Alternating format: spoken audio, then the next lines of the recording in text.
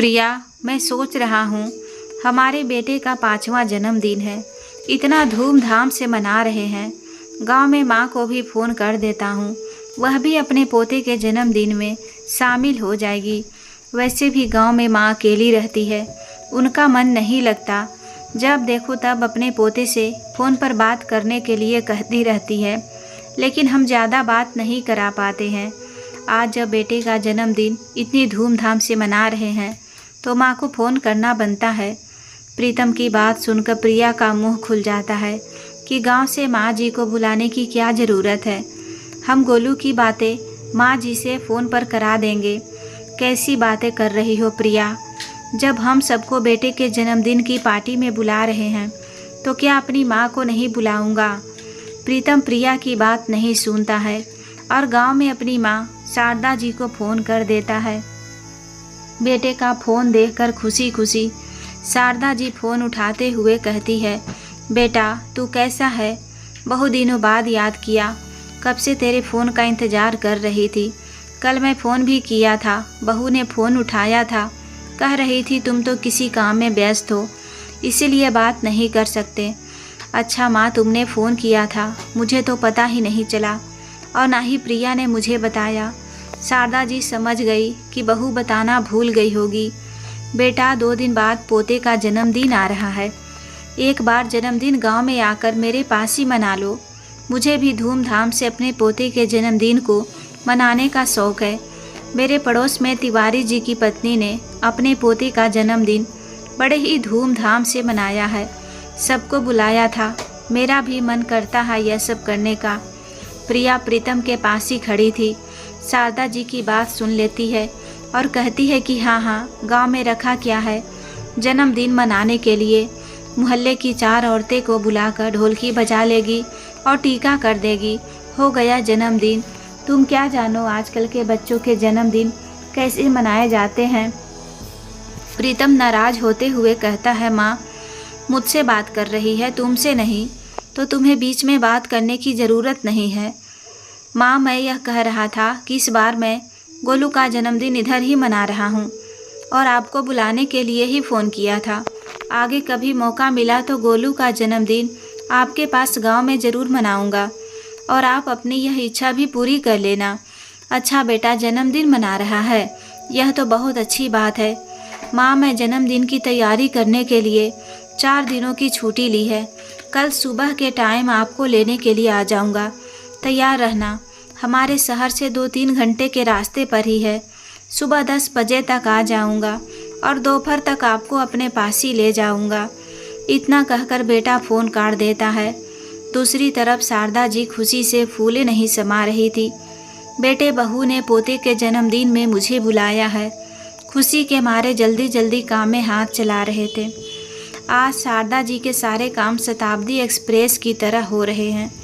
वैसे तो हमेशा घुटनों में दर्द रहता था, लेकिन आज उन्हें दर्द का एहसास ना हुआ। सारे काम फटाफट कर लिए। झट से कढ़ाई चढ़ाकर अपने पोते गोलू के लिए बेसन के लड्डू बनाने लगी, क्योंकि पिछली बार जब गोलू घर आया था तो उसे बेसन के लड्डू बहुत पसंद आए थे। पूरे दिन दादी बेसन के लड्डू दे कहता घूमता था। दूसरे दिन सुबह सुबह ही प्रीतम अपनी माँ को लेने के लिए आ गया। माँ जल्दी जल्दी सारे काम करने में लगी है।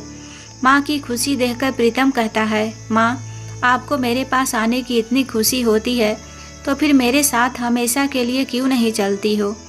कितनी बार मैंने कहा है, लेकिन हर बार मना कर देती हो। बेटे की बात सुनकर शारदा जी सोचने लगती है कि बेटा तुम तो चाहते हो कि तुम्हारी माँ तुम्हारे साथ ही रहे, लेकिन बहू नहीं चाहती कि मैं तुम दोनों के साथ रहूं।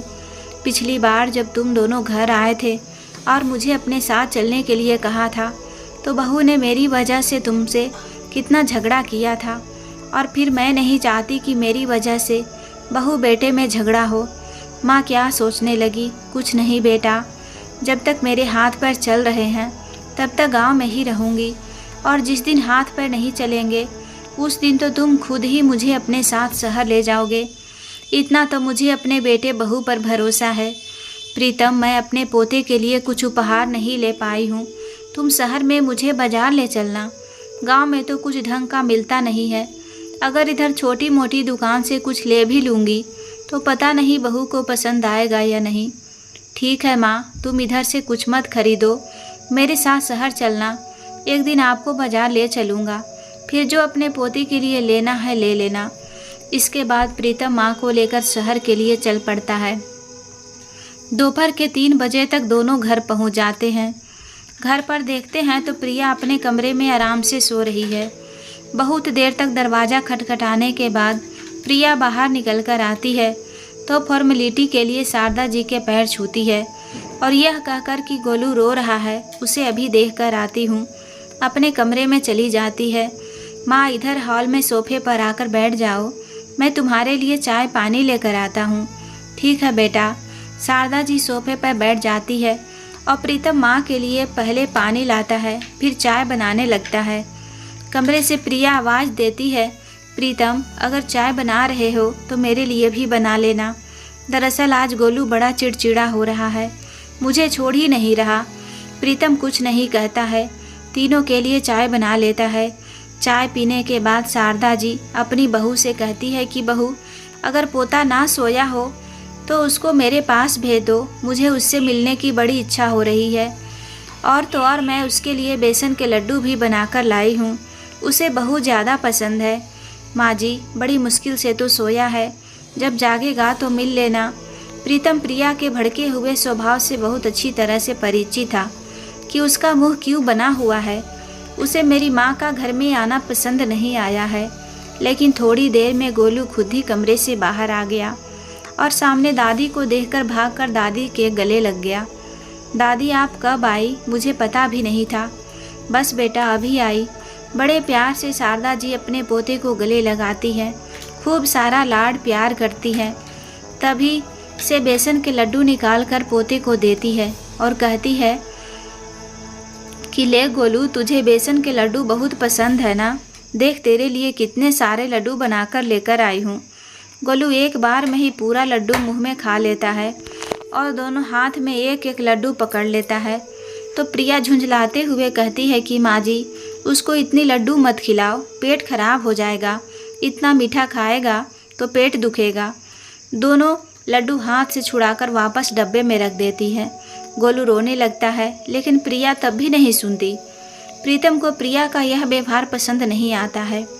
कमरे में प्रिया से कुछ खाने के लिए आता है तो प्रिया पहले ही बड़बड़ाने लगती है, मैं इसीलिए तुम्हारी माँ को नहीं बुलाती हूँ, मेरे बेटे को बिगाड़ कर रख देती है।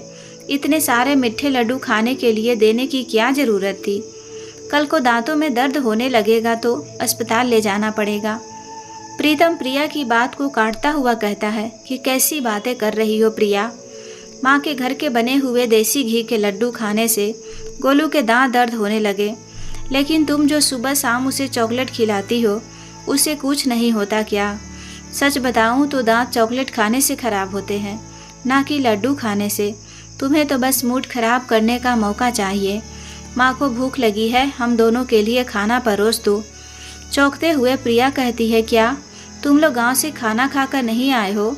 मैं तो अपना और गोलू का खाना बनाया था, तुम लोगों का खाना नहीं बनाया था। मुझे लगा तुम दोनों गांव से खा कर आओगे। प्रिया, इतना तो तुम्हें समझना चाहिए कि माँ को गांव से मैं 12 बजे लेकर निकला था। अगर माँ खाना बनाने लगती तो हमें आते आते रात हो जाती। तुम्हारे आलस की भी हद होती है, ज़रा सा भी कॉमन सेंस नहीं है कि जब हम लोग गांव से आएंगे तो खाना खाएंगे ही। सिर्फ अपने आलस की वजह से तुमने खाना नहीं बनाया। यह बात सुनते ही प्रिया भड़क जाती है। हाँ, अब तो तुम्हारी माँ आ गई है तो अब तुम मुझसे रोज़ ही किसी न किसी बात को लेकर झगड़ा करोगे। बहू की आवाज़ सुनकर शारदा जी आवाज़ देते हुए कहती है कि अरे बेटा, मुझे भूख नहीं है, वैसे भी मेरा पेट 2 दिनों से कुछ ठीक नहीं था, मैं खाना नहीं खाऊंगी। सुबह नाश्ता भी बहुत भारी कर लिया था, थोड़ा बहुत बेसन का लड्डू खा लूँगी और पानी पी लूँगी। अब सीधा रात को ही खाना खाऊंगी, कहीं बहू बेटे में बात ना बढ़ जाए। इसीलिए शारदा जी खाना खाने से इनकार कर देती है। दूसरे दिन प्रिया प्रीतम से कहती है कि आज मुझे बाजार ले चलो, कुछ शॉपिंग करनी है। प्रीतम खुशी खुशी कहता है कि ठीक है प्रिया, तुम तैयार हो जाओ, वैसे भी हफ्ते भर से ऑफिस में बहुत ज़्यादा व्यस्त था, तो जन्मदिन के कुछ भी तैयारी नहीं हो पाई है। हालांकि सबको इनवाइट तो कर दिया है, लेकिन हमारी तैयारी अभी अधूरी है। हमने जो होटल पार्टी के लिए बुक किया था, एक बार उसका मेनू भी डिसाइड कर आएंगे, और तुम्हें जो भी शॉपिंग करनी है कर लेना। माँ जी, मैं सुबह नाश्ता तो बना लिया था, दोपहर का खाना तुम बना लेना।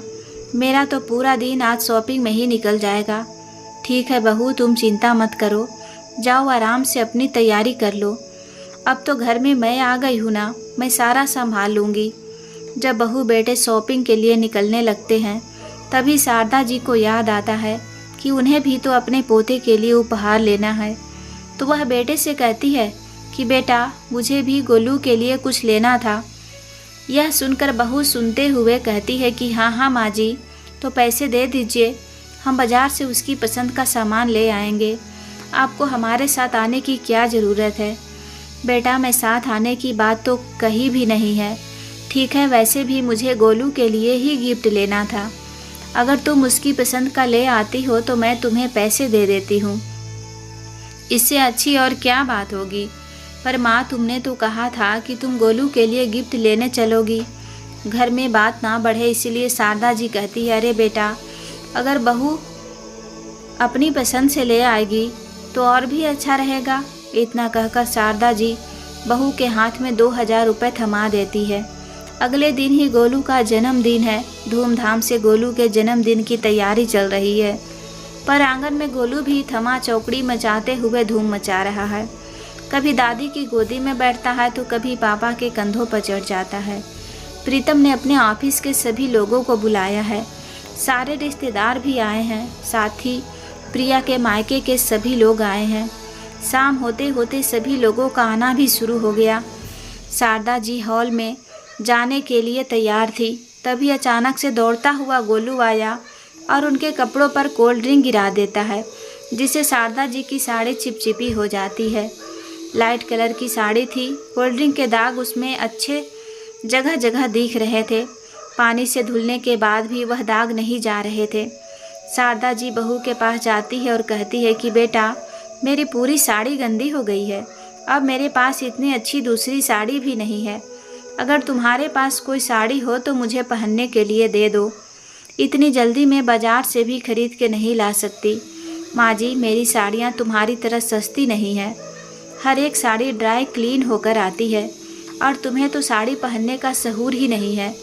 अपने ही कपड़ों पर कोल्ड ड्रिंक गिरा ली।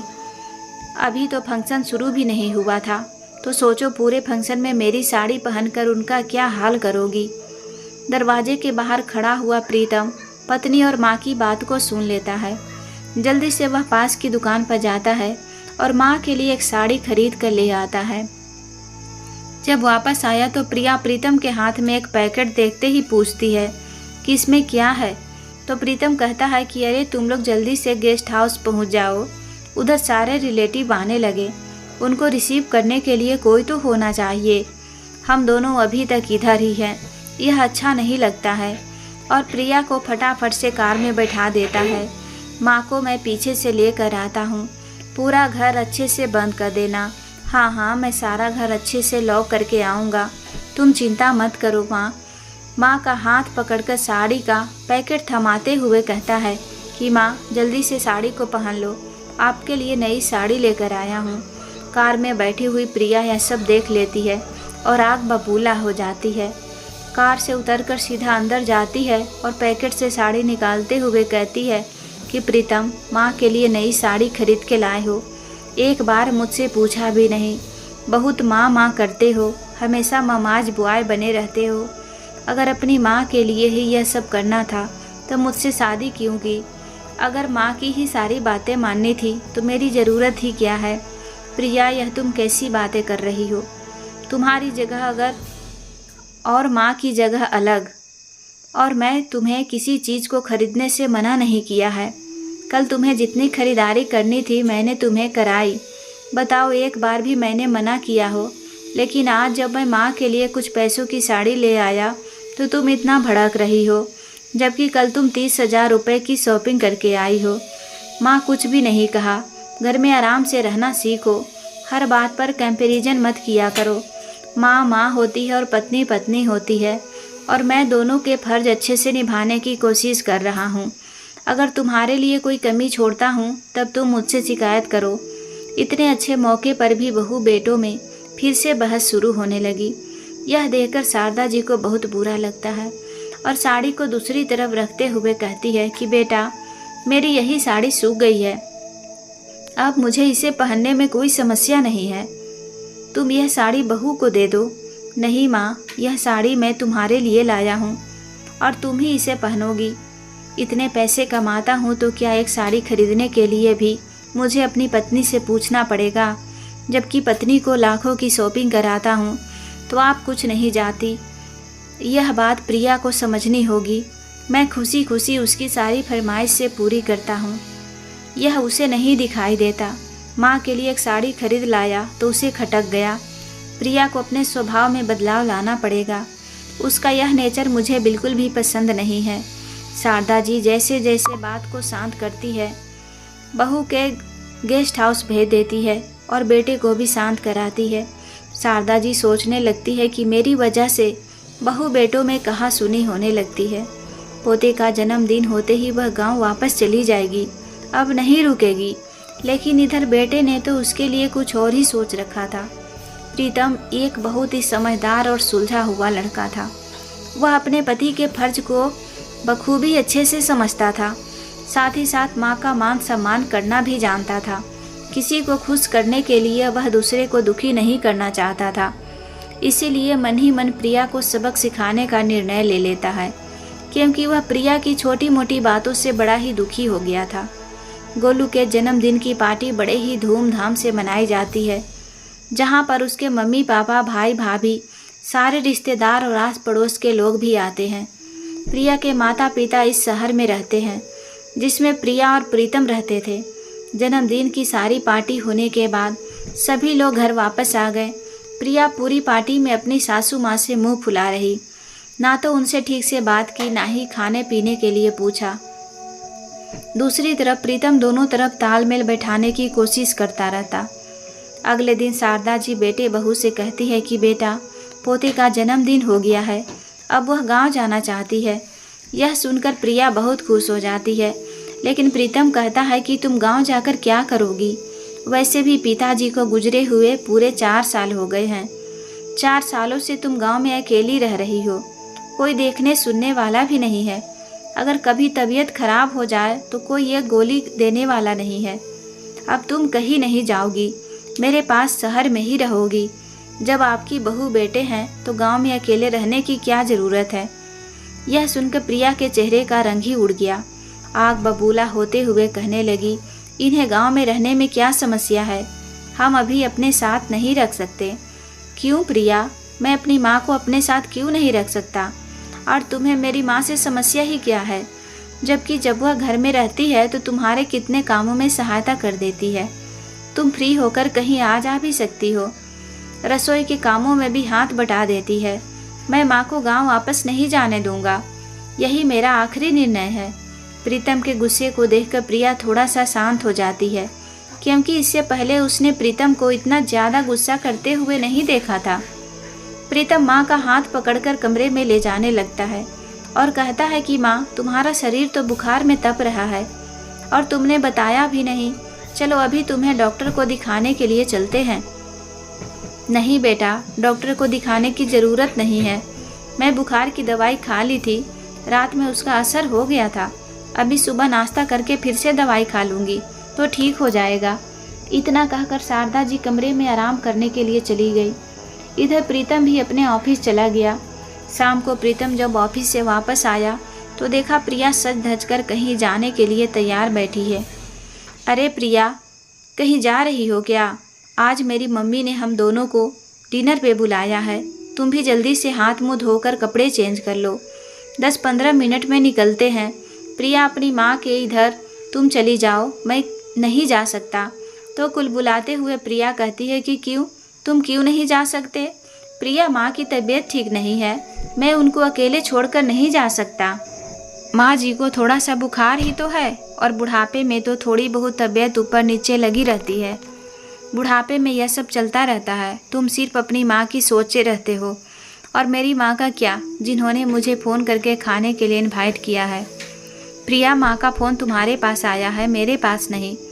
और मुझे तो इसके बारे में कुछ पता भी नहीं था। तुम्हें अगर जाना है तो चली जाओ, मैं मना नहीं करूँगा, लेकिन मैं माँ को इस हाल में छोड़कर कहीं नहीं जाऊँगा। इतना कहकर वह माँ के कमरे में उनका हाल चाल पूछने के लिए चला जाता है। प्रिया तो सुबह ही भड़की हुई बैठी थी। जब प्रीतम उसकी माँ के घर डिनर पर जाने से मना कर देता है, फिर तो वह आग बबूला हो जाती है और भड़कते हुए कहती है, मुझे नहीं पता था कि तुम इतना ज़्यादा मम्मी मम्मी करते हो। अगर मुझे पता होता तो मैं तुमसे शादी ही ना करती, पूरी ज़िंदगी अपनी माँ के साथ ही रहते। क्या ज़रूरत थी तुम्हें शादी करने की, जब पूरा समय माँ माँ ही करना है। पता नहीं अकेले में क्या बातें करते हो, पक्का मेरी बुराई ही करते होंगे। जब से तुम्हारी माँ आई है तब से मुझे भी कम समय देते हो। प्रिया, यह तो तुम्हारी हमेशा की आदत है। अगर मैं माँ से कुछ बात कर लूँ तो तुम्हारा मुंह फूल जाता है और हमेशा तुम्हें यही लगता है कि माँ से मैं तुम्हारी बुराई कर रहा हूँ। अरे तुम्हारे अलावा भी दुनिया में बहुत सारे काम हैं और तुम्हारी बुराई क्यों करूँगा। प्रिया, मैं सिर्फ तुमसे इतना कह रहा हूँ कि माँ की तबीयत ठीक नहीं है। मैं उन्हें अकेले छोड़कर नहीं जाऊँगा, फिर कभी बाद में तुम्हारे घर चलूँगा। गुस्से में प्रिया कैब करके अपने मायके चली जाती है। कमरे में आकर प्रीतम कहता है कि माँ चलो तुम्हें डॉक्टर को दिखा देता हूँ। डॉक्टर को दिखाने के बाद शारदा जी बेटे से कहती है कि बेटा, तुमने मुझे डॉक्टर को दिखा दिया और मेरी तबीयत भी ठीक है, तुम बहू के मायके चली जाओ। उसकी माँ ने इतने प्यार से तुम्हें बुलाया है, नहीं जाओगे तो सबको बुरा लगेगा। माँ, क्या उन्हें पता नहीं था कि घर में मेरी माँ आई हुई है? फिर उनकी माँ ने सिर्फ हम दोनों को ही डिनर पर क्यों बुलाया? आपको भी बुला सकती थी ना। यह सब प्रिया का ही काम है, मुझे सब समझ में आता है। छोड़ो बेटा, जो भी बात हो बढ़ाते नहीं हैं। माँ की जीद पर प्रीतम प्रिया के घर चला जाता है और सबसे बहुत अच्छे से मिलता जुलता है। प्रीतम प्रिया के माता पिता का बहुत सम्मान करता है। रात 10 बजे तक दोनों लोग वापस आ जाते हैं। उसे पूरी रात प्रीतम को नींद नहीं आती है, क्योंकि सब कुछ अच्छा करने के बाद भी उसकी पत्नी खुश ही नहीं होती है। हमेशा शिकायत ही करती रहती है कि तुम कभी मुझे समय नहीं देते हो, हमेशा माँ माँ करते रहते हो, जबकि उसे खुद का नहीं दिखाई देता। घर में मेरी माँ रहते हुए भी पूरे दिन में 5 मिनट भी उनसे बात नहीं करती है और मायके में 5-5 घंटे फ़ोन पर चिपकी रहती है। मैं कुछ नहीं कहता, अब पानी सर से ऊपर हो रहा है, मुझे कुछ करना ही होगा। सुबह उठकर प्रीतम प्रिया से कहता है कि प्रिया, तुम हमेशा यही शिकायत करती हो कि मैं तुम्हें समय नहीं देता, इसीलिए आज मैं तुम्हारे लिए छुट्टी ली है। हम दोनों मूवी देखने चल रहे हैं, तैयार हो जाना। यह सुनकर प्रिया खुशी खुशी मूवी देखने के लिए तैयार हो जाती है कि तभी प्रिया के मायके से उसकी माँ का फ़ोन आ जाता है।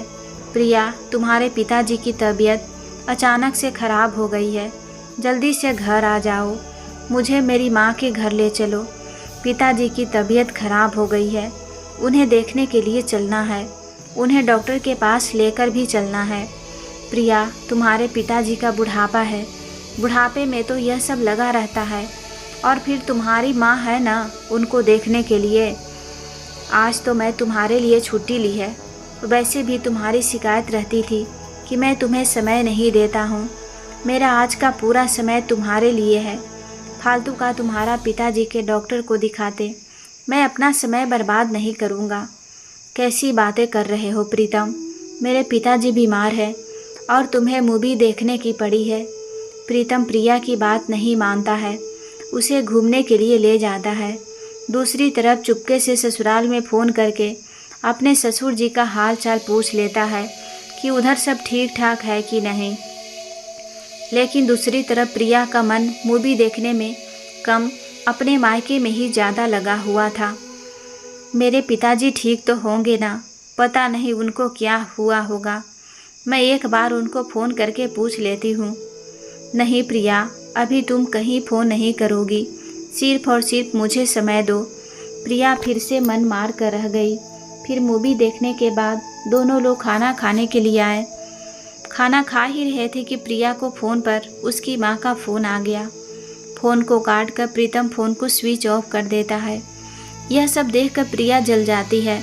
कहती है कि यह क्या तरीका है प्रीतम, मायके में मेरे पिताजी की तबीयत ठीक नहीं है और तुम मुझे बात भी नहीं करने दे रहे हो। मैं तुमसे शादी की है, खरीदा नहीं है तुमने मुझे, जो मैं अपने माँ बाप के दुख तकलीफ़ में भी साथ ना दूँ। तुम्हें पता है मैं अपने माता पिता की इकलौती बेटी हूँ, सारी जिम्मेदारी मेरा है, उन्हें देखने का फ़र्ज बनता है, तो मुझे उन्हें देखने से मना नहीं कर सकते। बिल्कुल सही कहा प्रिया तुमने। मैं भी तो इतने सालों से तुम्हें यही समझाते आ रहा हूँ कि मैं तुमसे शादी की है, तुमने मुझे खरीदा नहीं, जो मैं तुम्हारे इशारों पर नाचता रहूँ। अगर नहीं नाचूँ तो तुम घर में कलह कलेश कर देती हो। मैं भी अगर माँ का इकलौता बेटा हूँ और मेरे अलावा उनका कोई सहारा नहीं है, पिताजी भी नहीं है। तुम्हारे पिताजी के पास कम से कम माँ तो है, उन दोनों पति पत्नी की जोड़ी तो साथ में है। मेरी माँ के पास तो पिताजी भी नहीं है। अगर मैं उनके साथ नहीं दूंगा तो कौन देगा? अगर तुम मुझे मेरी माँ का साथ देना पसंद नहीं करती हो तो तुम भी अपने माता पिता का साथ नहीं दोगी। उन्हें उनके हाल पर छोड़ दो और बात बात पर ममाज गर्ल्स मत बनो। अब तुम्हारी शादी मुझसे हुई है, तुम्हें मेरे हिसाब से चलना होगा। आज से पहले मैंने तुम्हें कभी भी अपने मायके जाने से मना नहीं किया था।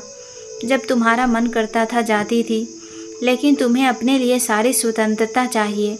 मेरे ऊपर ही सारी चीज़ों के बंधन लगाती हो तो यह नहीं चलेगा। तुम्हारी माँ माँ है और मेरी माँ पराई हो गई। इतना भेदभाव मुझसे बर्दाश्त नहीं होगा। जब तू मेरी माँ की सेवा नहीं कर सकती हो, उनके साथ अच्छा व्यवहार नहीं कर सकती हो, तो मैं भी तुम्हारे माता पिता का साथ नहीं होने दूंगा। या तो तुम खुद को बदलने की कोशिश करो या फिर अपना सामान पैक करके हमेशा हमेशा के लिए मायके चली जाओ। प्रीतम के ऐसे रूप को देखकर प्रिया दंग रह गई। थोड़े समय के लिए तो उसकी बोलती ही बंद हो गई। सोचने लगी, प्रीतम सच ही तो कह रहा है। उसके माँ की तबीयत खराब थी, फिर भी मैं उसकी माँ को छोड़कर अपने मायके चली गई। एक बार हाथ पकड़ कर भी नहीं देखा कि तुम्हारी तबीयत कैसी है। जब मेरे मायके में किसी की तबीयत खराब होती है तो मैं भाग कर जाती हूँ और उम्मीद करती हूँ कि प्रीतम भी मेरे माता पिता की पूरी सेवा करे। रेस्टोरेंट की टेबल पर पूरा खाना रखा हुआ है, लेकिन आज प्रिया को खाने का मन ही नहीं कर रहा। आंखों से आंसू बहने लगे, चेहरे से ऐसा लग रहा है और यह आंसू आज पश्चाताप के आंसू थे। प्रीतम से हाथ जोड़कर कहती है, प्रीतम मुझसे बहुत बड़ी गलती हो गई है, जो मैंने तुम्हारी माँ और अपनी माँ में इतना भेदभाव किया। लेकिन आज तुमने मेरी आंखें खोल दी। आज तक मैंने जो भी माँ के साथ व्यवहार किया था वह गलत था, मुझे माफ़ कर दो। बहुत देर तक प्रिया रोती रहती है। प्रीतम जब प्रिया को ऐसे रोते हुए देखता है तो वह एक टिश्यू उठाकर गालों पर लुढ़कते हुए आंसुओं को साफ करता है और प्रिया को माफ़ कर देता है। कहता है कि चलो प्रिया, जल्दी से खाना ख़त्म करो, फिर तुम्हारे मायके चलते हैं। पिताजी को अच्छे से डॉक्टर को भी दिखाना है। यह सुनकर प्रिया फटाफट से खाना ख़त्म करती है और अपने मायके के लिए निकल जाती है। मायके में देखती है कि प्रीतम कितने प्यार से उसके पिताजी का हाथ पकड़कर डॉक्टर के पास ले जा रहे हैं, उनकी पूरी देखभाल कर रहा है। सभी दवाई देने के लिए भागता है तो कभी पिताजी के सर को सहलाता है। यह सब देखकर फिर से प्रिया की आंखों में आंसू आ गए कि मैं कितनी पागल थी, कितना भेदभाव करती थी। प्रीतम ने कभी भी मेरे माँ बाप के साथ भेदभाव नहीं किया, हमेशा मुझे भी खुश रखने की कोशिश की है, लेकिन मैं ही उसे समझने में देरी कर दी। थोड़ी देर में प्रिया प्रीतम से कहती है कि पिताजी ठीक हैं, चलो हम घर चलते हैं। प्रिया, अगर तुम अपने माता पिता के पास रुकना चाहती हो तो रुक जाओ, मैं माँ के पास अकेला ही चला जाऊँगा। नहीं प्रीतम, पिताजी की तबीयत अब ठीक है और उनके साथ माँ है। मैं तुम्हारे साथ घर चलूँगी। रास्ते में एक फल का ठेला देखकर प्रिया कहती है, रुको, मैं माँ के लिए कुछ फल खरीद कर लाती हूँ। उनकी तबीयत ठीक नहीं है। यह देखकर प्रीतम को बड़ी खुशी होती है। जैसी प्रिया घर आई, सीधा शारदा जी के कमरे में ले गई। शारदा जी पोते को अपने सामने उठाकर उसे कहानी सुना रही थी, उसके सर पर हाथ घुमा रही थी। यह सब देखकर प्रिया की आंखें भर आई। बड़े ही प्यार से प्रिया कहती है कि माँ जी, अब आपकी तबीयत कैसी है? आपने सुबह से कुछ नहीं खाया था। यह लो, मैं आपके लिए फल लेकर आई हूँ। कुछ फल खा लो, आपको आराम मिलेगा। अपनी सास का हाथ पकड़कर उसका बुखार भी देखती है। अब तो माँ का बुखार ठीक है। बहू के बदले हुए व्यवहार को देखकर शारदा जी दंग है। बेटे की तरफ आश्चर्य से देखती है तो बेटा मुस्कुराता हुआ कहता है कि माँ, आज से तुम्हें अपनी बहू का यह रूप देखने को मिलेगा और अब तो मेरे पास ही रहोगी। अब मैं आपको कहीं नहीं जाने दूंगा। आप मेरे साथ इधर शहर में ही रहेंगे। आपसे मुझे इतना आराम मिलेगा, देखा नहीं, हम दोनों आराम से मूवी देखने चले गए और गोलू को पूरे दिन के लिए आपके पास छोड़ दें। कितने प्यार से आपने गोलू को रखा है और अपने लिए भी। प्रिया शारदा जी से माफ़ी मांगती है। आज शारदा जी अपनी बहू के बदले हुए स्वभाव को देखकर बहुत खुश है और वह खुशी से बहू को माफ़ कर देती है। बेटे से पूछता है कि बहू को ऐसी कौन सी घुटी पिला दी है जिससे उसका हृदय परिवर्तन हो गया है। क्यों माँ, आपको बहू का बदला हुआ रूप पसंद नहीं आया क्या? अरे नहीं बेटा, मैं तो हमेशा से यही चाहती थी कि मेरी बहू इतनी ही समझदार हो जाए। और मुझे क्या चाहिए? बस माँ, यह समझ लो, आज मैं उसी के छल का आईना दिखा दिया है जिसमें उसे उसकी कमियां नज़र आ गई। आज से घर में सब कुछ ठीक रहेगा। सभी लोग घर में बहुत अच्छे से रहने लगते हैं। प्रिया भी अब अपनी सास का खूब अच्छे से ख्याल रखती है। बहू बेटे भी खूब लाड़ प्यार से रहते हैं। तो दोस्तों, घर का बेटा होना आसान काम नहीं होता है, क्योंकि शादी के बाद उसे हर एक बात नाप तोल कर बोलनी पड़ती है। कहीं माँ नाराज़ ना हो जाए या कहीं पत्नी नाराज़ ना हो जाए। और अगर घर का बेटा चाहे तो घर के माहौल को बहुत अच्छे से बना कर रख सकता है। बेटे को भी यह समझदारी दिखानी चाहिए कि उसे एक तरफ नहीं होना चाहिए, ना तो माँ की तरफ अधिक झुकाव होना चाहिए और ना ही पत्नी की तरफ। उसे दोनों की बात सुननी चाहिए और तालमेल बना कर चलना चाहिए। इससे घर में माँ और पत्नी दोनों ही खुश रहते हैं। तो दोस्तों, इस कहानी को लेकर आपकी क्या राय है? कमेंट बॉक्स में ज़रूर बताएं। और अगर कहानी पसंद आए तो प्लीज़ वीडियो को लाइक करें। चैनल पर पहली बार आए हैं तो सब्सक्राइब करके बेल आइकन घंटी दबा लें। चलिए मिलते हैं नेक्स्ट कहानी में। धन्यवाद।